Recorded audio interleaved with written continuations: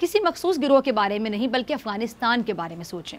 Subscribe करें और bell दबाएं ताकि कोई खबर रह न जाए। वज़ीर ख़ारजा शाह महमूद कुरैशी साहब ने कहा है कि 19 दिसंबर को इस्लामी ताउन तंजीम के वज़राए ख़ारजा कौंसिल इजलास में अमरीका के मंदूब बराए अफगानिस्तान भी शिरकत करेंगे, जो बड़ी एक मस्बत पेशरफ्त है। और उन्होंने कहा है कि अफगानिस्तान में 10 लाख बच्चे ग़िज़ा की कमी का शिकार हैं।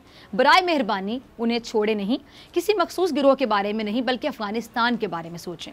अच्छा, कुरैशी साहब ने यह भी कहा कि अगर इंसानी बहरान को नहीं रोका गया तो मुल्क मुआशी तौर पर तबाह हो जाएगा, और अगर तवज्जो ना दी गई तो अफगानिस्तान में अलकायदा और दाइश की बाकियात और मफादात हैं जो दोबारा मुतहरिक हो सकते हैं। अच्छा, दूसरी जानिब अमरीका की दहशतगर्दी से मुतालिक सालाना रिपोर्ट में एतराफ़ किया गया कि साल 2020 में पाकिस्तान ने दहशतगर्दी की माली मुआवनत को रोकने के अलावा financial action task force FATF के मुतालिबात पूरे करने के लिए इकदाम भी किए। और नाज़रीन, दूसरी जानिब अक़वाम मुत्तहिदा की जनरल असम्बली में पाकिस्तान की पेश करदा अवाम के हक़ खुद इरादियत के हुसूल की करारदाद इत्तफ़ाक़ राय से मंजूर कर ली गई है। और तर्जुमान दफ्तर ख़ारजा ने बताया है कि करारदाद की दुनिया के तमाम खित्तों से 72 ममालिक ने हिमायत की है, और करारदाद वाज़ेह तौर पर गैर मुल्की कब्ज़े के तहत हम लोगों के हक़ खुद इरादियत है उसकी हिमायत करती है। अच्छा, ज़ुमरे में भारत के ज़ेर कब्ज़ा मकबूजा जम्मू और कश्मीर के लोग भी शामिल हैं। इस सब पे बात करने के लिए मेरे साथ मौजूद मेहमान मौजूद हैं। साबिक सफ़ीर और माहिर बैनुल-अक़वामी अमूर डॉक्टर जमील अहमद साहब, बहुत शुक्रिया वक्त देने के लिए। डॉक्टर साहब, इस्लामी तावन तंजीम के वज़राए ख़ारजा कौंसिल के इजलास में ये जो अमरीका के मंदूब खुसूसी बराए अफ़गानिस्तान उनका शिरकत करना और अफ़गानिस्तान की जो सिचुएशन है, सूरत हाल, उस पर पाकिस्तान की मेज़बानी करना, आप कैसे देख रहे हैं? क्या कुछ उम्मीद पैदा हो रही है कि आलमी बरादरी अफ़गानिस्तान के लिए कुछ करने का सोच रही है, कुछ करेगी? नहीं, ये पाकिस्तान की कोशिश है और ये मीटिंग भी पाकिस्तान के कहने पर बुलाई गई है। और ये मीटिंग OIC की एक्स्ट्राऑर्डिनरी मीटिंग है, जिसको कहते हैं मिनिस्टर ऑफ फॉरेन काउंसिल की, काउंसिल ऑफ फॉरेन मिनिस्टर की। तो ये इस मीटिंग को आर्टिकल 10 के तहत बुलाया जाता है OIC के, और उस आर्टिकल 10 में सारा कवायद तरीके दिए हुए हैं। पाकिस्तान उन कवायद और तरीक़ों के मुताबिक दुनिया के 50% से ज़्यादा मेंबर जो हैं 57 कंट्रीज़ में से, उनकी हिमायत हासिल करने के बाद, यकीनन उससे बहुत ज़्यादा हैं, उसके बाद ये मीटिंग का इनेकाद हुआ। ये मीटिंग का इनेकाद होना बज़ाते खुद एक अच्छी और खुशाइन बात है, और इस सिलसिले में यकीनन हमें फॉरेन मिनिस्ट्री की इस एफर्ट को ज़रूर सराहना चाहिए। नंबर 1। नंबर 2 कि इसके आउटकम क्या हो सकते हैं, वो फॉरेन मिनिस्ट्री की एक कोशिश है, यानी एक पाकिस्तान की कोशिश है। लेकिन क्योंकि दुनिया अक़वाम इतनी ज़्यादा कठिन इस पर शराइत लगा चुकी है और ज़मीनी हक़ाइक़ से हटकर शराइत लगा चुकी है, और मैं ये इसलिए कह रहा हूँ कि मैंने सोमालिया में अपनी आंखों से चीज़ें देखी, मैंने ईस्ट तिमोर में फ्रीडम फाइटर्स की आज़ादी हासिल करने के बाद और हुकूमत हुर्रियत पसंदों की हुकूमत बनाने के बाद मैंने ऐसे ही कुछ हालात देखे जिसमें हुर्रियत पसंद लीडर शनाना गोजमाओ वो कोशिश के बावजूद तमाम साथियों से को बिल्कुल अलहदा नहीं कर सके और हुकूमत में हमेशा बिल्कुल नए आदमी नहीं ला सके, आहिस्ता आहिस्ता करते हैं।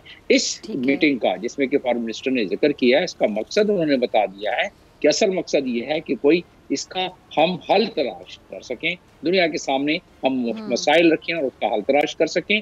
खास तौर पर ह्यूमैनिटेरियन क्राइसिस जो है, जो अलमिया जन्म ले चुका है ह्यूमैनिटेरियन, जिसमें कि वर्ल्ड फूड ऑर्गेनाइजेशन के सरबरा डेविड नामन का है। वो कहते हैं कि लोग भूख से मरना शुरू हो गए हैं, या 95% अफराद को वहाँ खाना पूरा मैसर नहीं हो रहा है, जिससे लोग बाकी चीज़ों के अलावा भूख से मर जाएंगे। आपकी इंट्रो में आपने बयान फरमाया कि अमेरिका के खुसूसी नुमाइंदे जो हैं स्पेशल एनवॉय वो हिस्सा ले रहे हैं। तो अभी पिछले दिनों तो मिल के गए हैं अफगानिस्तान के जो इंटरिम फॉरेन मिनिस्टर जब आए थे तो उनसे मुलाकात करके गए हैं। इसमें शामिल होना अमेरिका का एक बड़ी अहमियत और बड़ी ज़रूरी बात है, लेकिन बहरहाल उनके फ़राइज़ मनसबी में भी यही बात है अमेरिका के स्पेशल मंदूब के कि अफगान से मुतल्लिक जो बातें होती हैं उससे अपने आप को मुंसलिक रखें। तो मेरे लिए कोई एक बड़े अजूबे की बात नहीं है, अगर ना आते तो मेरे लिए एक बड़े अजूबे की बात होती। तो बहरहाल वो आए, उसके अलावा न सिर्फ ये P5 के बाकी ममालिक भी एज एन ऑब्जर्वर, देखिए वो भी आ रहे हैं, तो OIC के मेंबर नहीं है अमेरिका, लेकिन एज एन ऑब्जर्वर आ रहे हैं। इसी तरह जर्मनी, कनाडा, ऑस्ट्रेलिया, जापान, इनको भी इनवाइट किया गया है। और मैं समझता हूँ कि तमाम के तमाम ममालिक क्योंकि डोनर कंट्रीज हैं, इसलिए वो भी आएंगे इस मामले में। और सबसे बड़ी बात यह है कि जिस तरह हमारे फॉरेन मिनिस्टर कहते हैं कि हम ये चाहते हैं कि तालिबान की बात सुने आप कि तालिबान क्या कह रहे हैं, उनकी क्या मजबूरियां हैं, और उनकी जितनी जो ह्यूमैनिटेरियन क्राइसिस का मामला है उसमें वो क्या कहते हैं, और ह्यूमन राइट के हवाले से जो उन पर कदगनी लगाई गई हैं, 5 जो उन पे कंडीशंस लगाई गई हैं, वो कौन सी हैं, उसमें कितने कामयाबी हुए हैं, उनकी जुबानी सुने। हम पाकिस्तान जो है वो हम उनके स्पोक्स पर्सन नहीं है, आपके फॉरेन मिनिस्टर कह रहे हैं, और हकीकत भी यही है। पाकिस्तान एक सॉवरेन, हम उनके स्पोक्समैन तो नहीं हो सकते हैं। और उन्होंने कहा कि जी इस जी जी जी आप अपनी बात मुकम्मल करें डॉक्टर साहब। बच्चा अगर मुकम्मल होगी तो मेरा सवाल ये था कि अमेरिकी रिपोर्ट में जो दहशतगर्दी के खिलाफ पाकिस्तान की कोशिशें, इसका एतराफ़ किया गया, लेकिन साथ ही ये दावा किया गया कि जी अफगानिस्तान और भारत को निशाना बनाने वाले गिरोह जैसा कि हकानी नेटवर्क, लश्कर तैयबा और जैश मोहम्मद पाकिस्तान की सरजमीन से काम करते रहे हैं। मतलब अमेरिका हर हाल में पाकिस्तान को किसी न किसी तरह हम कहें कि प्रेशर में रखना चाहता है। क्या कहेंगे अमेरिकी रिपोर्ट और FATF के इस मामले पर आप? ये हर साल रिपोर्ट लिखते हैं ये, और कल ही रिपोर्ट शाया की है उन्होंने, और इस रिपोर्ट में उन्होंने जिक्र किया है कि पाकिस्तान के सरजमीन से लोग अफगानिस्तान में अब भी जा रहे हैं और अफगानिस्तान में प्रॉब्लम क्रिएट करते हैं। उन्होंने लश्कर तैयबा का जिक्र किया है, लश्कर मोहम्मद का जिक्र किया है, उन्होंने इस तरह और काफ़ी तंजीम का, और उन्होंने जो है बॉम्बे अटैक का भी जिक्र कर दिया है इसी रिपोर्ट में। और FATF के हवाले से उन्होंने बता दिया है कि हाँ काफ़ी कोशिश की है पाकिस्तान। ये डिप्लोमेटिक तरीके होते हैं कि हाँ पाकिस्तान ने इसमें काफ़ी कोशिश की है, लेकिन जो बाकी ये चीज़ें रह गई हैं, ये इसमें दुश्वारियाँ हैं। तो मेरे लिहाज से ठीक है। उन्होंने कहा कि we acknowledge the efforts of Pakistan in addressing most of the points and problems what was given to FATF। उन्होंने सारी चीजें करने के बाद वही जो राग इंडिया लापता है उसको दोबारा उन्होंने इस रिपोर्ट में भी शामिल कर दिया है। तो मेरे लिहाज से उन्होंने तमाम चीजें इसमें शामिल कर दी हैं। उससे अंदाजा ये होता है कि अमेरिका जिस जगह पे पहले चल रहा था उस जगह पे अभी भी है।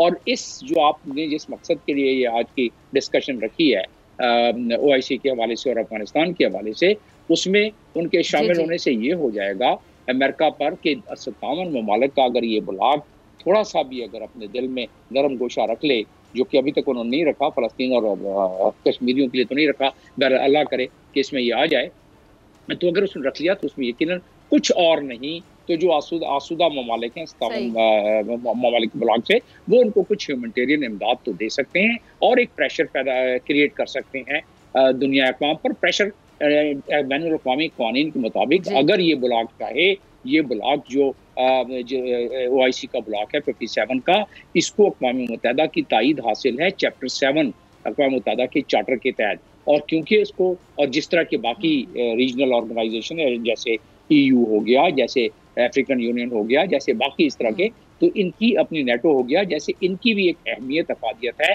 अगर ये 57 ममालिक जो रेजोल्यूशन चाहें पेश करना जनरल असेंबली में अगर एक साथ करे तो जनरल असेंबली को रेजोल्यूशन पास करना पड़ जाएगा। सिक्योरिटी काउंसिल को अगर प्रेशराइज करें तो वहाँ अफगानिस्तान के हवाले से काफ़ी चीज़ें कर सकते हैं। लेकिन और ये चीज़ कोई नई बात नहीं है, ये अफगानिस्तान वो मुल्क है जो कि फाउंडर मेंबर्स में से है OIC के, और OIC के अपने चार्टर में उनका 12वां जुज़ है, आर्टिकल 1 का 12वां जुज़, उसमें लिखा हुआ है कि किसी भी मेंबर कंट्री में अगर ह्यूमैनिटेरियन क्राइसिस हो तो तमाम उम्मा के ममालिक उनको उसकी मदद के लिए उनको आना चाहिए। तो ये तमाम चीज़ें तो उसमें लिखी हुई हैं, लेकिन मगर काश देखें कि अगर ये जब रेजोल्यूशन का पास होता है OIC की मीटिंग के बाद, तो उसमें किस अंदाज में वो अफगानिस्तान के लिए करते हैं, कुछ और नहीं तो कम से कम अफगानिस्तान की बात सुनी जाएगी, और जो सब वहाँ क्राइसिस है उस पर शायद ज़मीर झंझोड़ना शुरू कर दी, और 9.5 बिलियन डॉलर का कब्जा करके अमेरिका बैठा हुआ है, शायद उसमें कुछ नरमी दिखलाए। और सबसे बड़ी बात यह है कि अमेरिका का अपना एक निज़ाम है, उस निज़ाम को कहते हैं financial system of United states. अगर आप अपने इस अकाउंट से ही पाकिस्तान अकाउंट से दूसरे अकाउंट में डॉलर से अगर आप रुपए जमा कराएं तो पहले वो अमेरिका जाता है, उनके निज़ाम में फाइनेंशियल निज़ाम से क्लियर होके फिर वो आपके अकाउंट में। लिहाजा जितने भी वहाँ इदारे काम कर रहे हैं अफगानिस्तान में, उन्हें पैसे ट्रांसफ़र करने के लिए, चीज़ें खरीदने के लिए अमेरिका के फाइनेंशियल सिस्टम से गुजरना होता है। और आजकल कुछ पाबंदियों की वजह से यूनाइटेड नेशंस के अपने सरबराह जिनसे कम से कम 2 से मेरी बात हुई है, उनको दुश्वारी हो रही है पैसे ट्रांसफ़र करने में, जो अक़वाम मुत्तहिदा के अपने ह्यूमैनिटेरियन फंड्स हैं उसको। तो वो अमेरिका को अब इस मामले में शायद नरम गोशी कोई अख्तियार करे, और जब देखे कि 57 ममालिक एक साथ खड़े हैं तो शायद कुछ कर सके। लेकिन डिपेंड करता है कि सऊदी अरब, गल्फ कंट्रीज़ और जो अमेरिका के इस वक्त हवारी हैं वो कितना इस मामले में अमेरिका को कन्विंस कर सकते हैं। ठीक है। अच्छा डॉक्टर साहब, अक़वाम मुत्तहिदा में जो पेश की गई पाकिस्तान की करारदाद है, इसकी मैं अगर बात करूँ तो ये करारदाद मकबूजा कश्मीर के लोगों के लिए भी हम कह सकते हैं कि उम्मीद की एक किरण बन गई, क्योंकि दुनिया के तमाम खितों से 72 ममालिक ने हिमायत की है। तो क्या पाकिस्तान सिफारती सतह पर इस करारदाद से कोई फ़ायदा उठा सकता है? क्या फ़ायदा उठा सकता है आपके मुताबिक? नहीं, देखें, इसमें दो बातें करना बड़ी ज़रूरी है। ये करारदाद जब भी अच्छा। पाकिस्तान या दुनिया का कोई मुल्क भी ऐसी करारदाद अक़वाम मुत्तहिदा में पेश करेगा तो अक़वाम मुत्तहिदा उसे पास जी। करेगी मेजॉरिटी से। वजह उसकी क्या है कि अक़वाम मुत्तहिदा के चार्टर में पहले ही चैप्टर में दिया हुआ है कि उसमें हक़ खुद इरादियत को दुनिया में उसको मुक़द्दम समझा जाएगा और उसकी पासदारी की जाएगी। यही चीज़ जो है वो ये universal declaration of human right में भी दिया हुआ है। तो ये एन इंटरनेशनल लॉ के मुताबिक है। और एक इससे पहले बहुत ज़बरदस्त रेजोल्यूशन पास हुआ था, जिस तरह का आप अभी बात फरमा रही हैं, इससे बहुत ज़्यादा स्ट्रॉन्ग। वो रेजोल्यूशन का नंबर है 2649।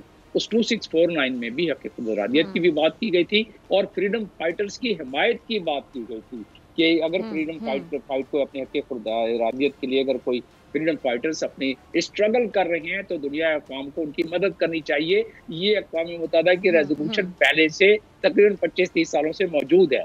तो इस की ठीक है, मॉरल ग्राउंड के लिहाज से अच्छी बात हो गई, लेकिन इसका कोई ऐसा एंड रिजल्ट आपको नजर नहीं आएगा जो कि इम्प्लीमेंटेशन। देखिए, ये तो जनरल असेंबली की रेजोल्यूशन है ना, इम्प्लीमेंटेशन के लिए उन्हें चैप्टर 7 चैप्टर 6 जो अक़वाम मुत्तहिदा का चार्टर है उसके मुताबिक अगर करें और वो सिक्योरिटी काउंसिल कर सकती है और कोई नहीं, उसके तहत ही इम्प्लीमेंटेशन हो सकता है, वरना नहीं हो सकता है।